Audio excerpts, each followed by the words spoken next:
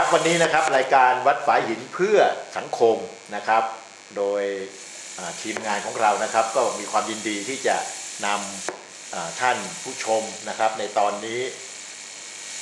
มาคุยนะครับแล้วก็ได้เห็นของจริงที่เกิดขึ้นนะครับตอนนี้เราอาจจะพูดว่าเป็นอีกตอนหนึ่งนะครับที่มีประโยชน์สำหรับเยาวชน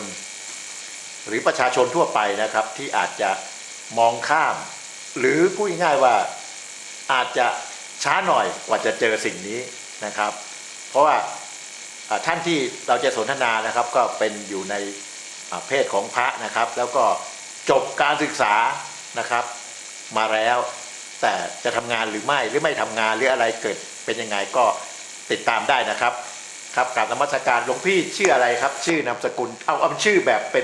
ป็นทางบัตรประชาชนก่อนฮะเจริญพรชื่อทางบัตรประชาชนก็พระจตุพลปรินทรากุลครับเป็นชื่อที่ถ้าจริงๆก็ในบัตรประชาชนที่จดบัตรประชาชนนะฮะบัตรประชาชนพระนะบัตรประชาชนพระแล้วชื่อทางพระนี่ชื่ออะไรครับชื่อพระจตุพลจิรวัฒโนพระจตุพลนะครับถ้าปกติเรียกหลวงพี่อะไรกันครับหลวงพี่โยนะครับดูจากหน้าตานะครับก็คงจะเป็นคนที่เรียนหนังสือหมายความว่าเรียนหนังสือมาเจริญพรเรียนปริญญาตรีจบปริญญาตรีนะครับเดี๋ยวนี้จะคุยกันว่าจบปริญญาตรีทำไมจบยังไงนะครับเป็นคนที่ไหนครับเป็นคนจังหวัดแพร่เกิดที่แพร่เป็นคนแพร่นะครับเป็นมีพี่น้องร่วมบิดามารดาก็มีน้องชาย1 คนครับคือพายิ้มเมื่อกี้ก็บวชเหมือนกันถ้ามีหลายคนก็คงจะมาบวชหลายคนครับเป็นคนแพร่นะฮะก็พูดอู้กับเมืองว่างั้นเถอะอู้กับเมืองไ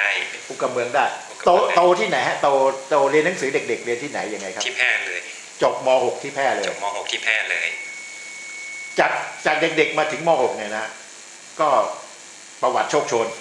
หรือปกติครับเป็นคนปกติไม่โชคโชนไม่เป็นคนเรียบร้อยไม่ออกไปไหนอยู่แต่ในบ้านมีแนวโน้มไหมครับที่วันนี้จะมานั่งเป็นพระอยู่นะครับพูดตรงๆนะตอนนี้กี่พรรษาแล้วครับตอนนี้3 พรรษาเนี่ยตอนเด็กๆมีแนวโน้มไหมครับว่าจะมีลักษณะแบบนี้นะมีโอกาสไม่มีเลยมีหมอดูไหมฮะหรือว่ามีใครมาทักอะไรไหมไม่มีเลยไม่มีโอ้นี่น่าตกใจก็เรียนต่อเรียนจนจบที่แพร่นะครับขอโทษครับผู้ปกครองนะหรือว่าโยมพ่อโยมแม่เนี่ยทำอาชีพอะไรครับโยมพ่อทำเป็นการไฟฟ้าส่วนภูมิภาคเมื่อก่อนแต่ตอนนี้ออกแล้วกฟพนะกฟแล้วโยมแม่ฮะโยมแม่เป็นแม่บ้านเป็นแม่บ้านก็เติบโตในจังหวัดแพร่ที่อยู่ในอำเภอเมืองเจริญพรอยู่ในอำเภอเมืองนะครับเป็นเด็กธรรมดาคนหนึ่งเรียนเก่งไหมครับไม่เก่งปานกลางเรียนปานกลางแล้วพอจบม .6 ก็ได้สอบเอนทรานซ์ถูกไหมครับใช่สอบตรงเขาเรียกว่าสอบโควต้าปักหนึ่งครับก็มีให้เลือกหลายสาขาเลยทำไมไม่ไปมหาลัยอื่นทำไมมาที่มหาลัยเชียงใหม่ก็โดยปกติก็เป็นคนไม่ค่อยไปเที่ยวอะไรมากมายก็เลยเลือกมหาลัยใกล้บ้านภาคเหนือครับก็มาเรียนที่มช.เรียนสาขาอะไรครับวิทยาศาสตร์เคมีจบวิทยาศาสตร์เคมีซึ่งจบไปแล้วก็จะไปอยู่เป็นนักเคมีอะไรพวกนั้นไปแต่วันนี้เป็นพระชีวิตก็หักเหนิดหน่อยนะครับจบมากี่ปีแล้วครับจบมา4 ปีเรียน4 ปีใช่ไหมครับเรียน4 ปีจบปริญญาตรี4 ปี4 ปีไม่ได้เรียน5 ปีนะฮะไม่ได้แสดงว่าไม่มีสอบตกจบตามปกตินะครับคะแนนดีคะแนนอยู่ในขั้นเกรดก็2.5เอาได้ครับอย่างนี้ถือว่ายอดเยี่ยมและเพื่อนๆที่จบด้วยกันนี่ปัจจุบันก็จบมา4 ปีเนี่ยเพื่อนๆทำงานอะไรบ้างครับเพื่อนนะก็จะอยู่ตามบริษัทโรงงานไม่ค่อยได้ติดต่อก็เป็นทางโลกว่างั้นเถอะก็แต่งงานมีครอบครัวมีอะไรพวกนั้นไปก็ยังติดต่อมาก็ว่ายังทราบกันอยู่ว่าเป็นอะไรยังไงนะครับบวชก่อนที่จะมาเข้าสู่ทางสายนี้นะครับมีช่วงเวลาไหนนะครับในชีวิตที่ผมเข้าใจว่าในเวลาเรียนนะฮะเพราะเราเรียน4 ปีในช่วงนั้น4 ปีนี่มีอะไรคิดไหมครับหรือว่าเป็นพฤติกรรมสมัยเรียน4 ปีนี่ทำอะไรบ้างครับตอน4 ปีก็ปี1 ถึง ปีสามก็เหมือนนักศึกษาทั่วไปไม่มีอะไรเปลี่ยนแปลง ไม่มีโลดโผนนะฮะ ไม่มีลดผล เห็นว่าน้องชายพวกโลดโผนไม่มีโลดโผน ไม่ลดผล ไม่โลดโผนก็คือตั้งใจเรียน เป็นคนดีไม่ก็ว่าสูบบุหรี่กินเหล้า ไม่สูบแต่ว่ากินเหล้านี่นานๆทีไป นานๆก็ขับมอไซค์ซิ่ง ไม่ซิ่ง ไม่ซิ่งไม่ซิ่งก็อยู่ที่อยู่เชียงใหม่ก็คือจากพูดง่ายว่าชีวิตก็คือจากแพร่ก็มาอยู่ที่เชียงใหม่4 ปีก็ตอนนั้นอยู่หอ อยู่หอนะครับ เรียนระหว่างเรียน4 ปีเนี่ยมีอะไรเกี่ยวข้องกับเรื่องของทางธรรมบ้างไหมครับ ก็มีครั้งหนึ่งตอนอยู่ปีสองตอนอยู่ปีสองคณะวิทย์เนี่ยทางเมเจอร์เขาเรียกเมเจอร์นะเคมีอุตสาหกรรมเนี่ยเขาให้นักศึกษาภาควิชาเนี่ยไปปฏิบัติธรรมบังคับนะปีละ2 คืน 3 วันที่วัดลำเปิงตอนนั้นใกล้ๆมชนี่เอง ใช่อยู่หลังมอ ครับ ก็ไปก็รู้สึก ตอนนั้นคิดว่าเรามาแค่แป๊บเดียว2 คืน 3 วัน เพราะฉะนั้นเราก็ ตอนนั้นเขาบังคับไปไหมครับ ใช่เป็นกิจกรรมบังคับของเมเจอร์ ก็เอาผู้ชายไป ทั้งผู้ชายทั้งผู้หญิง ต้องไปอยู่ที่วัดลำเปิง ใช่ท่านก็เขาก็ให้ปฏิบัติธรรม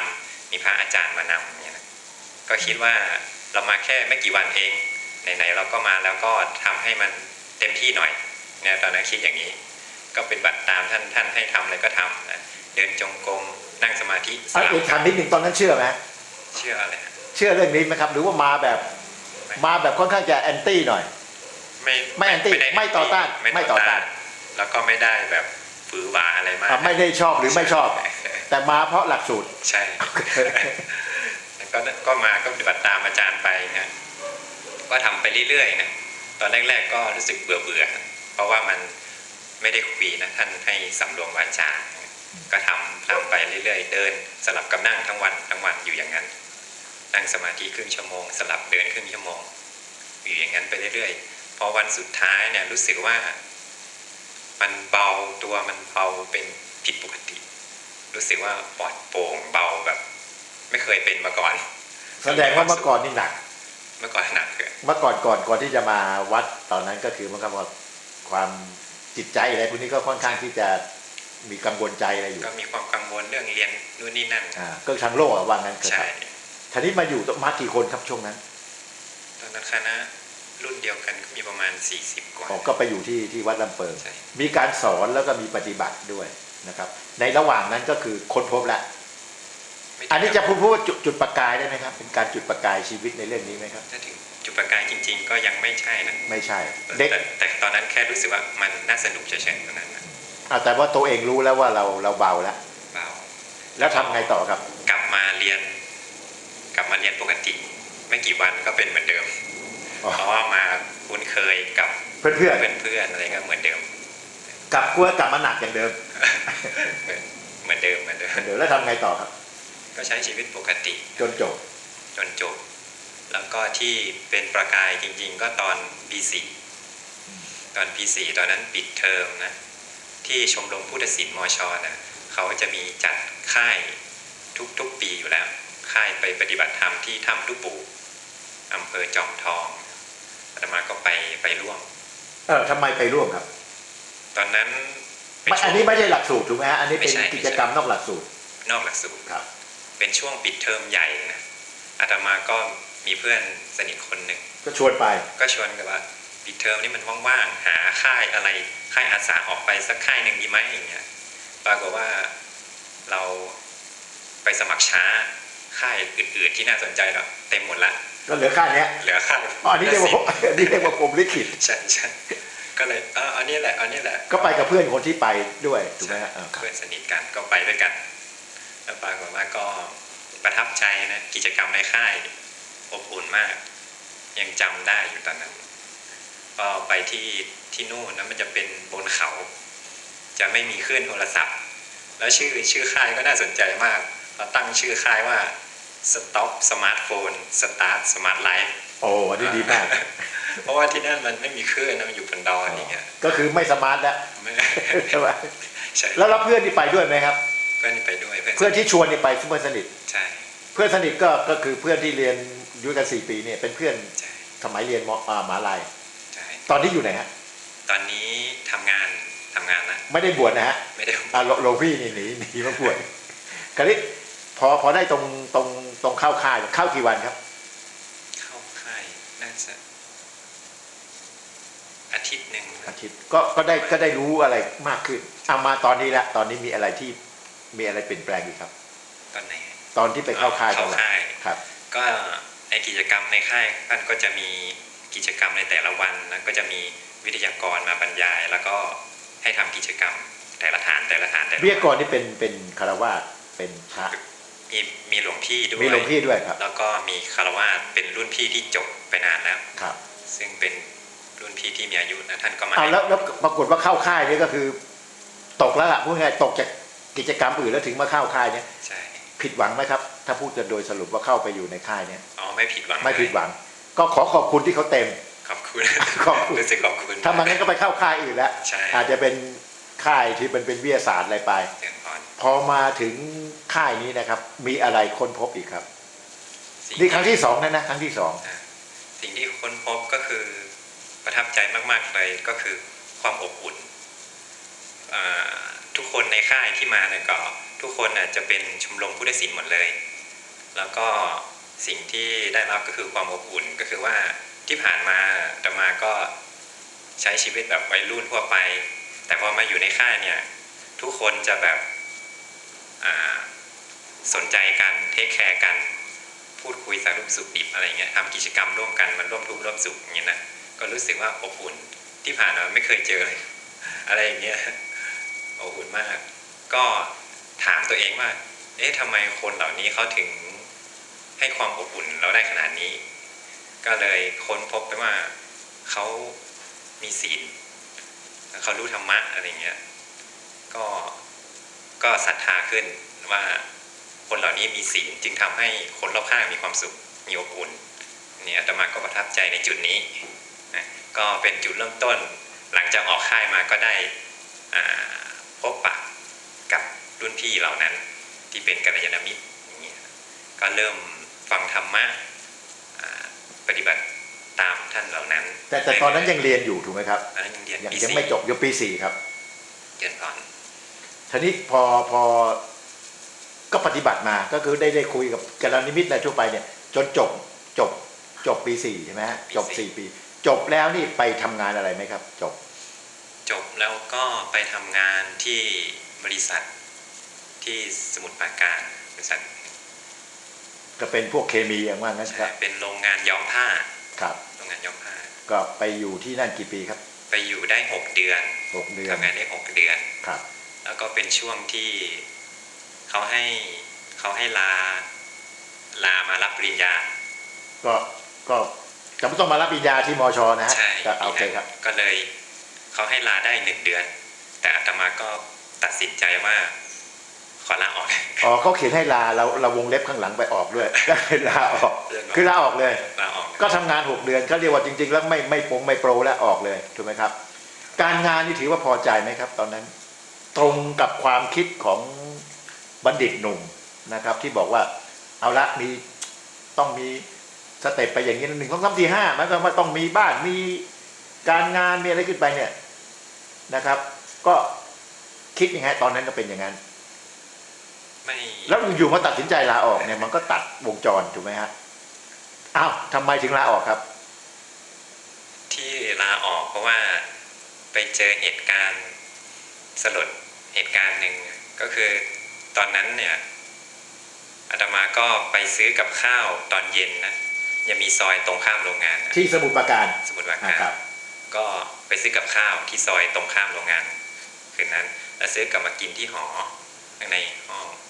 แล้วทีนี้ก็ตื่นเช้ามาไปทานอาหารที่โรงอาหารที่โรงงานนะเขาบอกก็นั่งดูทีวีที่หออาหารนะโรงอาหารเขาก็มีข่าวออกมาว่ามีรถชนกันตายที่ซอยตรงข้ามโรงงานเมื่อคืนก็คือว่ามี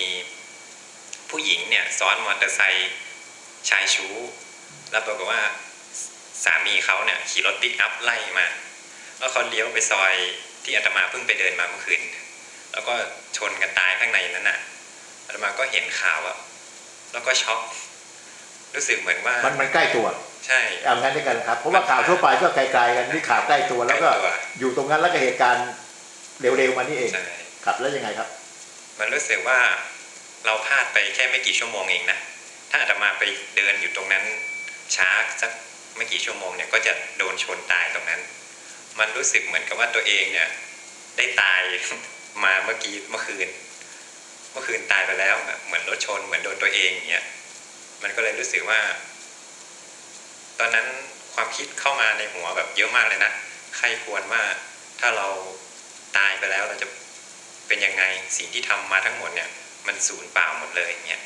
แล้วสิ่งที่เราทำอยู่เนี่ยมันจะเป็นประโยชน์อะไรถ้าเราตายไปแล้วทุกอย่างมันหายหมดเลยอย่างเงี้ยนะก็เลยรู้สึกว่าไหนๆเราก็รอดตายมาแล้วขอทำอะไรที่มันดีกว่าที่เป็นอยู่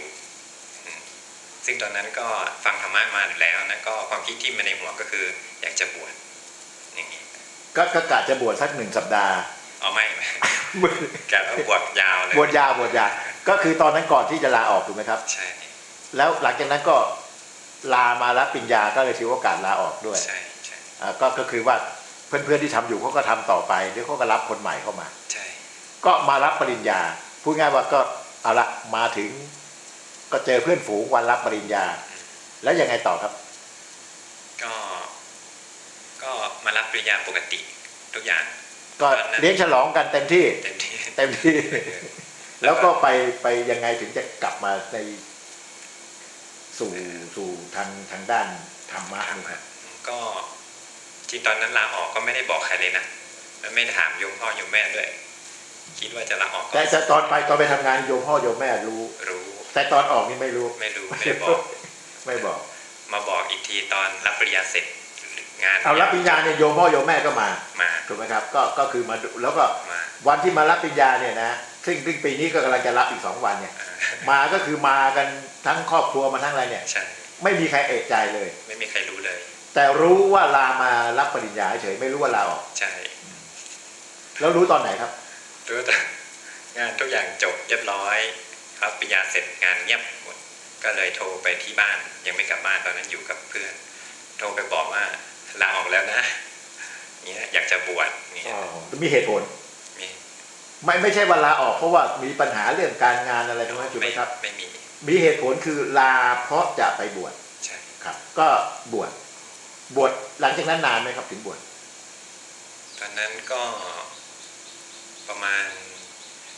4-5 เดือน หลังจากที่ลาออกแล้ว ใช่ ไปบวชที่ไหนครับ บวชอยู่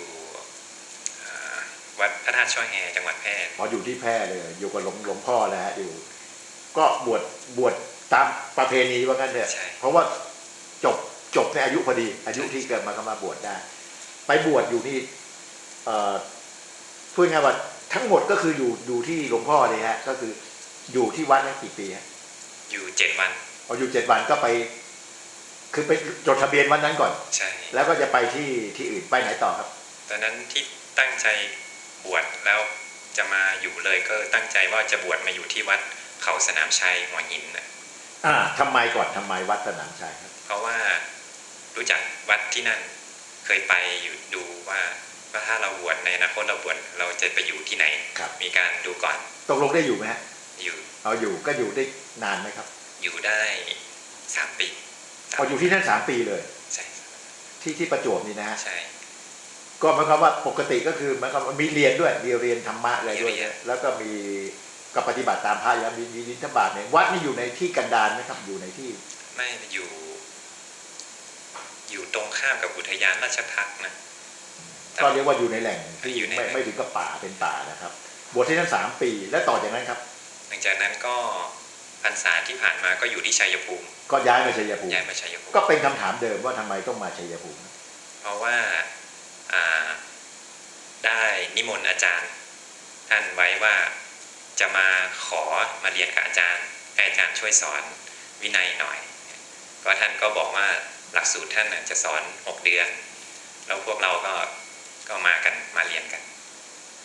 ซึ่งตอนนี้ก็เรียนอยู่ เรียนนี่เอาคร่าวๆเรียนเกี่ยวกับอะไรนะครับเรียนทำยังไงเรียนนี่ต้องปฏิบัติด้วยใช่ไหมครับ ใช่ก็เรียนพระวินัย เรียนพระวินัยครับ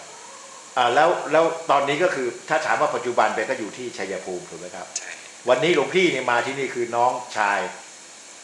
พระน้องชาย พระน้องชาย เรียกว่าพระน้องชายรับปริญญา เรียบร้อย ซึ่งพระน้องชายก็อยู่ในสมณเพศ ใช่ จะขึ้นไปรับปริญญาที่วันที่ 27เราทำรายการนี้วันที่ 23 นะครับมกราคม 2563 แล้วก็มชนะครับมีงานให้ทานปริญญาเนี่ยนะครับวันที่ 27 นะครับน้องชายเนี่ยก็จบพระน้องชายจบวิทยาศาสตร์การอาหารนะส่วนหลวงพี่นี่จบวิทยาศาสตร์เคมีนะครับแล้วก็จะมาร่วมงานรับปริญญาก็ฉลองในเรื่องของทางสายก็เลยครับสายคารวะนะครับ บวชแล้วนี่นะครับได้อะไรคำถามยอดฮิตนะฮะบวชแล้วได้อะไรบวชแล้วเนี่ยได้อะไรฮะ บวชแล้วได้อะไร ถ้าเป็นเรื่องทรัพย์สินนะก็ไม่ได้อะไรนะ คือไม่ได้ทรัพย์สิน ใช่ ตอนนี้ไม่มีทรัพย์สิน ไม่มีก็มีทรัพย์สินที่พระเจ้าสืบทอดให้มีบาทมีจีวรอะไรอย่างเงี้ยแต่สิ่งที่ได้ที่เห็นได้ชัดก็คือเรื่องของจิตใจนะก็คือว่าเรารู้สึกไม่เป็นทาสของความต้องการเหมือนเมื่อก่อนคือเมื่อก่อนเนี่ยเราต้องการอะไรก็จะทำอย่างนั้นตามที่เราต้องการ เช่นยกตัวอย่างอยากจะไปดูหนังถ้าเรามีเงินเราก็ไปอยากไปเที่ยวนู่นเที่ยวนี่เราก็ไปอยากกินนู่นกินนี่เราก็กินได้ซื้ออาหารกินได้แต่ผมเป็นพระแล้วนี่ไม่ได้แล้วก็เราเริ่มปฏิบัติเพื่อขัดใจตัวเองเป็นการขัดเกลาจิตใจใช่ไม่ให้เป็นท่าของความต้องการแม้ว่าความต้องการเป็นใหญ่ช่วงแรกๆมันจะทรมานนะว่าขัดใจแต่พอเราขัดไปเรื่อยๆเนี่ยเราจะเริ่มเบาขึ้นเพราะว่าความต้องการไม่เป็นใหญ่ละแต่เอาความจำเป็นนี่เป็นใหญ่7 ปีที่ผ่านมานี่สบายมากแล้วถูกไหมครับสบายในเรื่องที่ว่าขัดเกลาเรื่องนี้มาถือว่าผ่านมาพอสมควรใช่ไหมครับพอสมควรทีนี้ได้จากหลวงพี่เนี่ยจบการศึกษานะครับจบทางด้านโลกนะครับคือจะเป็นนักเคมีและจบมหาลัยนะฮะแล้วมาเป็นอย่างนี้นี่คิดว่าถูกต้องไหมครับคิดว่าถูกต้องไหมคิดว่าถูกต้องมากๆสำหรับตัวเองและผู้อื่นใช่แต่ผู้อื่นนี่ก็คือเราได้มีโอกาสสอนคนอื่นด้วยถูกไหมครับถ้ามีโอกาสก็ได้สอนอย่างวันนี้มาก็ได้พูดถึงเรื่องของชีวประวัติเราเองเนี่ยนะตัวเองก็ถือว่าไม่ผิดนะเดินไม่ผิดใช่ก็มีเวลาก็จะเชิญคนอื่นมาบวชด้วยได้บวชมา7 พรรษานี่3 พรรษานี่นะฮะก็คือว่าได้รู้อะไรเกี่ยวกับเรื่องของทางด้านนี้พอสมควรจะอีกนานไหมครับคิดวันนี้ทุกวันนี้คิดไหมครับว่าจะไปเอากลับไปทางโรงงานย้อมผ้าใหม่หรืออะไรพวกนี้มีไหมฮะไม่มีอยู่ในใจเลยทุกวันนี้มีความสุขอะไรในตัวในตัวเองมั้งไหมครับมีความสุขอะไรเหรอความสุขกับสิ่งที่เรามีอยู่อย่างเรามีอะไรเราสามารถมีความสุขได้ไม่มีเงื่อนไขให้กับตัวเองว่าเราจะต้องได้สิ่งนั้นมาก่อนเราถึงจะมีความสุขคือไม่มีความเงื่อนไขเหล่านี้มากเหมือนเมื่อก่อนก็คือว่าสิ่งที่เรามีเนี่ยเราสามารถเป็นสุขกับสิ่งเหล่านี้ได้อย่างเช่นลมหายใจอย่างเงี้ยตอนนี้หลวงพี่ก็ฝึกพวกหายใจฝึกลมหายใจฝึกอะไรด้วยนะครับฝึกสมาธิอะไรด้วยใช่ไหมครับก็มีบ้างทีนี้จะบอกอะไรกับน้องๆพี่ๆนะครับที่ยังเขาอาจจะเดินทางของเขาเองนะครับไม่ในทางด้านโลกเนี่ยนะครับมีอะไรจะบอกไหมครับเพราะหลวงพี่นี่ก็ไม่เหมือนคนอื่นนะหลวงพี่จบมหาลัยนะครับแล้วก็อีก30-40 ปีเนี่ยก็เป็นพระวิทยาศาสตร์บัณฑิตนะฮะมีอะไรบอกน้องๆไหมครับที่ยังอยู่ในโลกอยู่ยังอยู่ทางโลกอยู่สิ่งที่อยากจะบอกจริงๆก็คืออยากให้พวกเรารู้ว่าความเป็นจริงอ่ะเราไม่ได้มีชีวิตแค่ชีวิตนี้ชีวิตเดียวคือมันจะต้องเกิดอีกนะฮะเราจะต้องเกิดอีกและเกิดอีกกี่ชาติไม่รู้ด้วยไม่มีที่สุดถ้าเรายังเป็นเหมือนเดิมอย่างเงี้ยนะเราที่ผ่านมาทั้งอดีตเราก็เคยเกิดมาแล้วนานไม่รู้กี่ชาติแล้วชาติปัจจุบันเนี่ยก็เป็นชาติหนึ่งชีวิตหนึ่ง แล้วหลังจากนี้เราก็จะไปอีกหลายชาติไม่รู้จบถ้าเป็นเหมือนเดิมนี่เป็นพระเจ้าท่านใช้ศัพท์ว่าสังสารวัฏอย่างนี้ครับความเวียนว่ายตายเกิดเหมือนเดิมแล้วก็สิ่งที่น่ากลัวก็คือการตายเกิดเนี่ยมันไม่แน่ว่าเราจะเป็นแบบนี้ทุกอัตภาพทุกชาติเราก็อาจจะไปเป็นสัตว์เดรัจฉานได้สัตว์นรกเปรตหรือถ้าโชคดีนานๆครั้งจะได้เป็นมนุษย์หรือว่าเป็นเทวดาอันนี้คือความเป็นจริงที่เราจะต้องเข้าใจเป็นเบื้องต้นคือสังสารวัฏความเป็นจริงเป็นอย่างนี้อย่างเนี้ย ก็หมายความว่ามนุษย์ก็คือสิ่งที่มีชีวิตบนดวงดาวดวงหนึ่ง ใช่เป็นภพภูมิหนึ่ง หนึ่งภพหนึ่งก็มีเวียนว่ายตายเกิดเนี่ยเป็นหมื่นๆท่านแสนชาติมาแล้ว ใช่ ถูกไหมครับเพราะฉะนั้นการที่หลวงพี่พูดถึงคือ จุดแรกต้องเชื่อเรื่องนี้ก่อน ใช่ต้องเชื่อก็ได้แต่ว่าใครจะเชื่อหรือว่าไม่เชื่อก็ตามความเป็นจริงเป็นอยู่อย่างนั้น ครับ เป็นอย่างนี้ จะบอกน้องๆก็คือว่ามนุษย์เนี่ยหรือว่าคนที่พูดที่ว่ายังคิดอีกแบบหนึงก็คือว่าไม่เชื่อว่าตายแล้วเกิด ใช่ หลวงพี่ว่าต้องมีการว่าตายแล้วเกิดก่อน คือเวียนว่ายตายเกิด ใช่ ที่เมื่อกี้หลวงพี่ใช้ศัพท์หนึ่งนะฮะอ เจ ย่าง อ นั้น ก่อน นะครับ ก็คือเพราะฉะนั้นในชาติภพนี้ซึ่งเราคุยกันรู้เรื่อง เราไม่ได้คุยกับสัตว์อะไรพวกนี้นะฮะเราคุยกับคารวะอะไรเป็นมนุษย์ด้วยกันเนี่ยหลวงพี่คิดว่าจะบอกอะไรกับประชาชนหรือคนที่ เอาอย่างนี้ดีกว่าเอาคนที่เรียนจบ เรียนจบ มหาลัยเลยเอาอย่างนี้แล้วกัน เพราะว่ามีไม่เยอะนะครับ แต่ก็ไม่น้อยที่จบมาแล้วจบระดับมหาลัยแล้วก็มาอยู่ในเพศนี้แล้วก็รู้สึกว่าทำประโยชน์ให้กับสังคม เยอะมาก แล้วที่ถามอยู่ก็คือหลายพรรษามากนะครับ แล้วบอกไม่คิดจะสึกหลวงพี่จะบอกอะไรกับเยาวชนน้องๆที่กำลังจะรับปริญญาอยู่ มะรืนนี้นะฮะ ก็อย่างที่บอกเมื่อกี้ก็คือ ถ้าเรามีความเห็นตรงกับความเป็นจริงว่าเราจะต้องเวียนว่ายตายเกิดจริงๆเนี่ยสิ่งที่เรากำลังทำก็คือกรรมที่เรากำลังจะทำเนี่ยมันให้ผล คือถ้าเราทำกรรมชั่วเนี่ยผลในอนาคตก็คือความทุกข์ถ้าเราทำกรรมดีเนี่ยผลที่จะได้รับในอนาคตก็คือความสุขถ้าเรามีความเชื่อตามความเป็นจริงแบบนี้แล้วเนี่ยสิ่งที่เราจะเลือกทำก็คือทำความดีนะถ้าเรายังไม่เชื่อว่าเราจะต้องตายแล้วเกิดอีกตายแล้วศูนย์สมมติว่ามีคนเชื่อว่าตายแล้วศูนย์เนี่ยอันตรายมากคนนั้นจะทำกรรมอะไรก็ได้ใช่ไหม เพราะหลวงพี่ที่จบวิทยาศาสตร์ เจริญพร วิทยาศาสตร์นี่ก็พูดกับวิทยาศาสตร์อะใช่ไหมคือตายแล้วก็หายไปถูกไหมครับ ก็คือใช่ไหมถ้านักคนเรียนทางด้านวิทยาศาสตร์ก็บอกตายแล้วหายไปก็คือว่าไม่ก็สับสูญอะ อ่า